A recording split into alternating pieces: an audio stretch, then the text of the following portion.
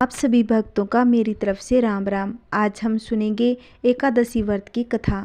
भगवान कहने लगे, हे युधिष्ठिर, इस संबंध में एक पौराणिक कथा सुनाता हूँ। एक सतयुग में मूर नामक दैत्य उत्पन्न हुआ। वह बड़ा बलवान और भयानक था। उस प्रचंड दैत्य ने इंद्र आदि दैत्य, वसु, वायु, अग्नि आदि सभी देवताओं को पराजित करके भगा दिया। तब इंद्र सहित सभी देवताओं ने भयभीत होकर भगवान शिव से सारा वृत्तांत कहा कि बोले, हे कैलाशपति, मूर दैत्य से भयभीत होकर सब देवता मृत्युलोक में फिर रहे हैं। तब भगवान शिव ने कहा कि हे देवताओं, तीनों लोकों के स्वामी, भक्तों के दुखों का नाश करने वाले भगवान विष्णु के शरण में जाओ, वही तुम्हारे दुखों को दूर कर सकते हैं। शिव जी के ऐसे वचन सुनकर सभी देवता क्षीर सागर में पहुँचे। वहाँ भगवान को शयन करते देख हाथ जोड़कर उनकी स्तुति करने लगे कि हे देवताओं द्वारा स्तुति करने योग्य प्रभु, आपको बारंबार नमस्कार है। देवताओं की रक्षा करने वाले मधुसूदन, आपको बारंबार नमस्कार है। आप हमारी रक्षा करें। दैत्यों से भयभीत होकर हम सब आपकी शरण में आए हैं। आप इस संसार के कर्ता, माता पिता, उत्पत्ति और पालन करता और संहार करने वाले हैं। सबको शांति प्रदान करने वाले हैं। आकाश और पाताल भी आप ही हैं। सबके पितामह ब्रह्मा, सूर्य, चंद्र, अग्नि, सामग्री, होम, आहुति, मंत्र, तंत्र, जप, यजमान, यज्ञ, कर्म करता भी आप ही हैं। आप सर्वव्यापक हैं। आपके सिवा तीनों लोकों में चर तथा अचर कुछ भी नहीं। हे भगवान, दैत्यों ने हमको जीतकर स्वर्ग से भ्रष्ट कर दिया और हम सब देवता इधर उधर भागे भागे फिर रहे हैं। आप उन दैत्यों से हम सब की रक्षा करें। इंद्र के ऐसे वचन सुनकर भगवान विष्णु कहने लगे कि हे इंद्र, ऐसा मायावी दैत्य कौन है जिसने हम सब देवताओं को जीत लिया? उसका क्या नाम है? उसमें इतना बल है और इसका आश्रय क्या है? उसका स्थान कहाँ है? यह सब मुझसे कहिए। भगवान से ऐसे वचन सुनकर इंद्र कहने लगे, हे भगवान, प्राचीन समय में एक नाड़ीजंग नामक राक्षस था। उसके महापराक्रमी और लोक विख्यात मूर नाम का एक पुत्र हुआ। उसकी चंद्रावती नाम की नगरी है। उसी ने सब देवताओं को स्वर्ग से निकालकर वहां अपना अधिकार जमा लिया है। उसने इंद्र, अग्नि, वरुण, यम, वायु, इस चंद्रमा आदि सबके स्थान पर अधिकार कर लिया। सूर्य बनकर स्वयं ही प्रकाश करता है, स्वयं ही मेघ बन बैठा है, सबसे अजय है। हे असुर निकंदर, उस दुष्ट को मारकर देवताओं को अजय बनाइए। यह वचन सुनकर भगवान ने कहा, हे देवताओं, मैं शीघ्र ही उसका संहार करूंगा। तुम चंद्रावती नगरी जाओ। इस प्रकार कहकर भगवान सहित सभी देवताओं ने चंद्रावती नगरी की ओर प्रस्थान किया। उस समय दैत्य मूर सेना सहित युद्ध भूमि में गरज रहा था। उसके भयानक गर्जना सुनकर सभी देवता भय के मारे चारों दिशाओं में भागने लगे। जब स्वयं भगवान रणभूमि में आए तो दैत्य उन पर भी अस्त्र शस्त्र आयुध लेकर दौड़े। भगवान ने उन्हें सांप के समान अपने बाणों से बींध डाला। बहुत से दैत्य मारे गए, केवल मूर बचा रहा। वह अवचिल भाव से भगवान के साथ युद्ध करता रहा। भगवान जो भी तीक्ष्ण बाण चलाते उसके लिए पुष्प सिद्ध हो जाते। उसका शरीर छिन्न भिन्न हो गया, किंतु वह लगातार युद्ध करता रहा। दोनों के बीच घमासान युद्ध हुआ। 10,000 वर्ष तक उनका युद्ध चलता रहा, किंतु मूर नहीं हारा। थककर भगवान बद्री आश्रम चले गए। वहाँ हेमवती नामक सुंदर गुफा थी, उसमें विश्राम करने लगे। भगवान उसके अंदर प्रवेश कर गए। यह गुफा 12 योजन लंबी थी। उसका एक ही द्वार था। विष्णु भगवान वहाँ योग निद्रा की गोद में सो गए। मूर भी पीछे पीछे आ गया और भगवान को सोया देखकर मारने को उद्यत हुआ। तभी भगवान के शरीर से उज्जवल कांतिमय रूप वाली देवी प्रकट हुई। देवी ने राक्षस मूर को ललकारा और युद्ध किया। उसे तत्काल मौत के घाट उतार दिया। श्री हरि जब योग निद्रा की गोद से उठे तो सब बातों को जानकर उस देवी से कहा कि आपका जन्म एकादशी के दिन हुआ है, अतः आप एकादशी के नाम से पूजित होगी। आइए अब सुनते हैं गणेश जी की कथा। सभी धार्मिक कार्यों और पूजा पाठ में सबसे पहले गणेश जी की पूजा की जाती है। आइए सुनते हैं भगवान गणेश की कथा। पूर्व काल में एक बार देवताओं ने माता पार्वती को अमृत से तैयार किया हुआ एक मोदक दिया, जिसे देखकर उनके दोनों बालक कार्तिकेय और गणेश माता से मोदक मांगने लगे। तब माता पार्वती ने उनकी बुद्धि को परखने के उद्देश्य से मोदक के महत्व का वर्णन करते हुए उनसे कहा कि तुम में से जो धर्म आचरण के द्वारा श्रेष्ठता प्राप्त करके सबसे पहले सभी तीर्थों का भ्रमण करके आएगा, उसी को यह मोदक दूंगी। माता की ऐसी बात सुनकर कार्तिकेय सबसे पहले वाहन मयूर को आरूढ़ होकर शीघ्रता से चल दिया। इधर गणेश जी का वाहन मूषक होने से वह सोच में पड़ गया कि मेरा वाहन तो चूहा है, मैं अपने बड़े भाई से पहले नहीं जा सकता। तब गणेश जी ने श्रद्धापूर्वक अपने माता पिता की परिक्रमा करके उनके सामने हाथ जोड़कर खड़े हो गए। यह देखकर माता पार्वती और पिता शंकर भगवान ने मन ही मन गणेश जी की बुद्धि की प्रशंसा करते हुए उन्हें अपने गले लगा लिया। उधर कार्तिकेय जी अपने वाहन से जल्दी जल्दी सभी तीर्थों का भ्रमण कर खुश होते हुए दिन भर में वापस आ गए। उन्होंने देखा कि गणेश जी तो पहले ही माता पिता के पास बैठे हुए हैं। तब कार्तिकेय जी ने अपने माता पिता से गणेश जी से पहले आने के संबंध में पूछा। तब माता पार्वती ने उन्हें समझाते हुए कहा कि समस्त तीर्थों में किया हुआ स्नान, संपूर्ण देवताओं को किया हुआ प्रणाम, सभी यज्ञों का किया हुआ अनुष्ठान तथा सभी प्रकार के व्रत, मंत्र, योग और संयम का पालन, ये सभी साधन माता पिता के पूजन के 16वें अंश के बराबर भी नहीं हो सकते। इसलिए यह गणेश सैकड़ों पुत्रों, सैकड़ों गुणों से भी बढ़कर है। इसीलिए यह मोदक मैं गणेश जी के लिए अर्पण करती हूँ तथा माता पिता की भक्ति के कारण ही इसकी प्रत्येक यज्ञ में सबसे पहले पूजा होती है। बोली गणेश जी महाराज की जय। आइए अब सुनते हैं तुलसी माता की कहानी। पूरे कार्तिक महीने में यह कहानी अवश्य सुननी चाहिए। कार्तिक मास में सभी स्त्रियां तुलसी माता को सींचने जाती तो कोई धन मांगती, कोई पुत्र मांगती, कोई सुहाग मांगती। कई औरतें सींचकर घर आ जाती, पर एक डोकरी सवा पहर रात को उठती, सवा पहर दिन चढ़े तब तुलसी माता की पूजा करती। तुलसी माता को सींचकर कहती, हे तुलसी माता सत की दाता, मैं तेरा बिरवा सींचती हूँ, मुझे बहू दे, पीले रंग की धोती दे, मीठा मीठा ग्रास दे, बैकुंठ में वास दे, अच्छी मौत दे, चंदन का काठ दे, अच्छा राज दे, खाने को दाल भात दे और एकादशी का दिन दे, श्री कृष्ण भगवान का कंधा दे। बुढ़िया की यह बातें सुन सुनकर तुलसी माता सूखने लगी। तुलसी माता को यूं सूखते देख भगवान श्री कृष्ण तुलसी माता के पास आए और पूछने लगे कि तुलसी, तुम प्रतिदिन क्यों सूखती जा रही हो। तुलसी माता ने कहा कि बस मेरे मन की मत पूछो। भगवान ने कहा कि मैं नहीं पूछूंगा तो कौन पूछेगा।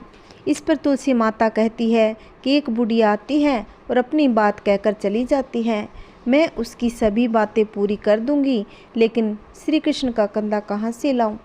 भगवान श्री कृष्ण बोले कि वह मरेगी तो मैं अपने आप ही कंधा देने आऊँगा, तुम बुढ़िया माई से यह बात कह देना। इसके बाद बुढ़िया मर गई। बुढ़िया के मरने पर सारा गांव इकट्ठा हो गया। बुढ़िया के परिवार में कोई नहीं था, इसलिए गांव वालों ने ही उसके अंतिम संस्कार करने की योजना बनाई। तो गांव वालों ने उसको अर्थी पर बैठाने के लिए उसे उठाने लगे तो उसकी लाश इतनी भारी हो गई कि उसे कोई नहीं उठा पाया। यह सब देखकर लोगों ने तरह तरह की बातें बनाने लगे। कहने लगे कि यह तो इतना पूजा पाठ करती थी, हर समय माला फेरती थी, इतनी धार्मिक थी, फिर भी इतनी भारी कैसे हो गई। वही पूरे गांव में चर्चा होने लगी कि डोकरी माई कोई भक्ति नहीं करती थी, यह तो छल कपट करती थी। हम जिसे धर्मात्मा समझते थे वह तो पापी निकली, जो कि किसी से भी नहीं उठ पा रही। तभी भगवान एक बूढ़े ब्राह्मण का भेष धारण करके आए और वहाँ पर इकट्ठे लोगों को देखकर पूछने लगे कि यहाँ पर इतनी भीड़ क्यों लगाई है। जिसे लोग कहने लगे कि यह डोकरी मर गई और पापिन थी, जिससे वह किसी से उठ नहीं पा रही। सब उठा उठा कर उसे थक गए। तब ब्राह्मण बने भगवान बोले कि मुझे एक बार डोकरी के कानों में कुछ कहने दो, फिर वह देखो उठती है या नहीं। तो सभी लोग कहने लगे कि आप भी प्रयास करके देख लीजिए। तब भगवान ने डोकरी के कानों में कहा कि हे डोकरी माई, देखो मैं आ गया। जो डोकरी पूजा पाठ करते समय शब्द कहती थी, वह शब्द उसके कानों में भगवान ने कहे। हाँ, डोकरी माई बहू ले, बेटी ले, पोता ले, लड्डू ले, पीताम्बर की धोती ले, गहना ले, घी का घड़ा ले, मीठा मीठा खीर और पूड़ी ले, दाल भात का भोजन ले, धन दौलत ले, बेटा पोता को काम ले, तुलसी को पत्तों ले, मुँह में गंगा चले, 11 को दिल ले, चंदन को दाल ले, श्री कृष्ण का कंधा ले। और इतना सुनते ही डोकरी हल्की हो गई। भगवान बोले, आओ और उस बुढ़िया को उठाओ। भगवान ने हाथ लगाया और डोकरी उठ गई। सबको आश्चर्य हुआ। उसे खूब धूमधाम से ले जाया गया। भगवान ने उसे अपने कंधे पर ले गए। डोकरी की पूरे गांव में जय जयकार होने लगी, जिससे उसको मुक्ति मिल गई। वह बैकुंठ में चली गई। सभी लोग देखते रह गए। सभी लोगों ने देखा कि मुर्दा घाट तक तो ब्राह्मण साथ ही गया था, लेकिन अब वह दिखाई नहीं दे रहा था, जिससे लोगों को समझ में आ गया कि वह और कोई नहीं, स्वयं भगवान आए थे। हे तुलसी माता, जैसे आपने उस बुढ़िया माई की मुक्ति करवाई, वैसे सबकी कराना। जैसे भगवान ने उसे कंधा दिया, वैसे सबको देना। कहानी कहने वाले को और कहानी सुनाने वाले को और सब परिवार पर सुख शांति बनाए रखना। कार्तिक स्नान के साथ तुलसी की कथा अवश्य सुननी चाहिए। तुलसी जी की पूजा का भी अत्यधिक महत्व है। तुलसी जी को हर रोज़ जल देना चाहिए। कभी भी बिना स्नान किए तुलसी के पत्तों को स्पर्श न करें। रविवार एकादशी के दिन तुलसी के पौधों को भूलकर भी जल न चढ़ाए। सुबह उठने के बाद स्नान कर साफ वस्त्र पहने, इसके बाद तुलसी माता को जल चढ़ाएं। पूरे कार्तिक महीने में घर परिवार में सुख समृद्धि और खुशियाँ लाने के लिए शाम के वक्त तुलसी जी के पास घी का दीपक अवश्य जलाएं। तुलसी स्तोत्र का पाठ करें। तुलसी की विधिवत पूजा करें।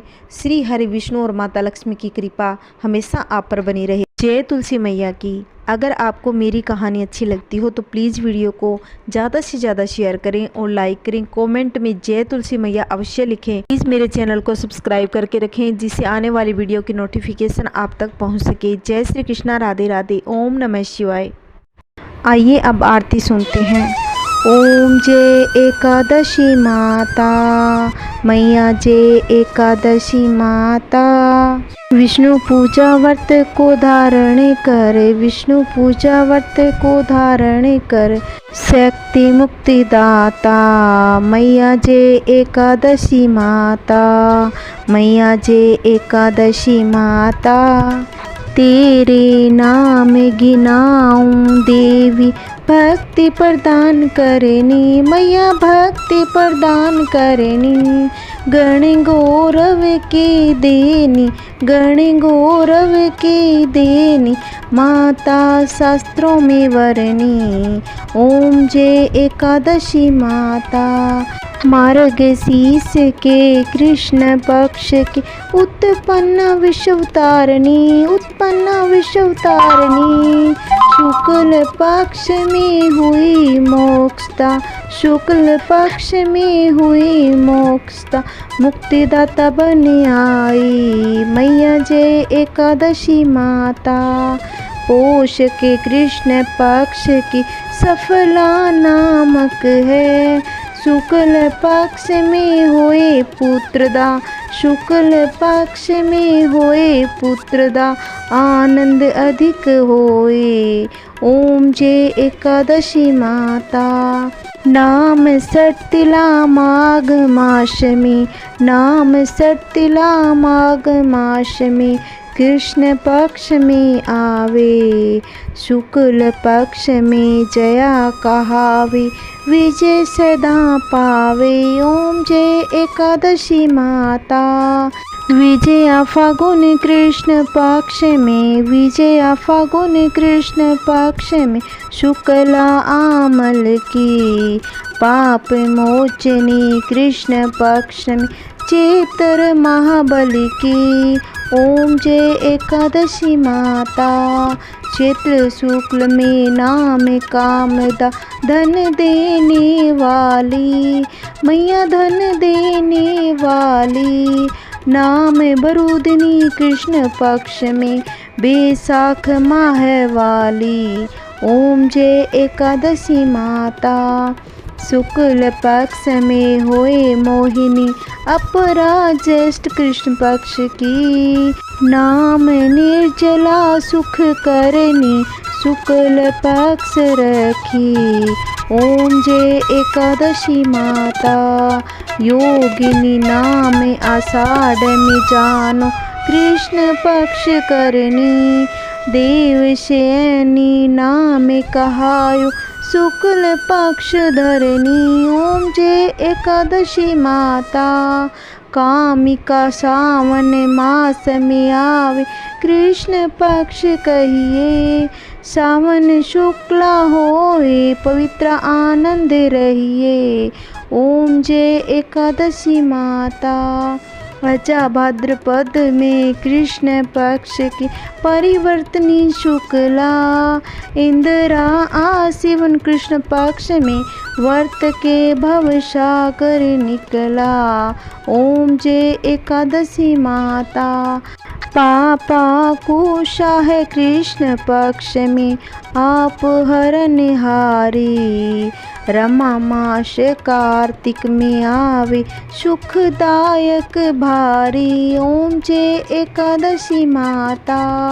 देव उठनी शुक्ल पक्ष में दुख नाशक मैया, पावन मास में करूं विनती पाप करो नेया, प्रभु पाप करो नेया। ओम जय एकादशी माता। ब्रह्मा कृष्ण पक्ष में होती जन मंगल करनी, सुख मास होए पद्मिनी, शुक्ल मास में होए पद्मिनी, दुख दारिणी हरिणी। ओम जय एकादशी माता। जो कोई आरती एकादशी की भक्ति सहित गावे, जन गुर दिशा स्वर्ग का वासा निश्चय वह पावे।